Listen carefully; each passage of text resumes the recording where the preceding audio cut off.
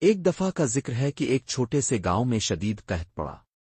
بارش نہ ہونے کی وجہ سے زمین خشک ہو چکی تھی اور لوگ پریشان تھے۔ گاؤں کے مولوی صاحب نے جمعہ کے خطبے میں اللہ پر پختہ یقین کی اہمیت بیان کی اور کہا کہ اگر سچے دل سے دعا کی جائے تو اللہ ضرور سنتا ہے۔ ایک چرواہا جو بہت سادہ دل اور پکا ایماندار تھا، اس بات کو یقین کی گہرائی تک لے گیا۔ اگلے دن وہ اپنی بکریوں کے ریوڑ کو ایک سوکھے دریا کے پاس لے گیا اور اونچی آواز سے بسم اللہ الرحمن الرحیم پڑھ کر دریا کو مخاطب کیا، میں اپنی بکریاں چرانے جا رہا ہوں، اللہ کے حکم سے مجھے راستہ دے دے۔ یہ کہہ کر اس نے اپنی بکریوں کو ہانکا اور وہ چلتا ہوا دریا کے اوپر سے گزر کر پار چلا گیا جہاں ہریالی تھی۔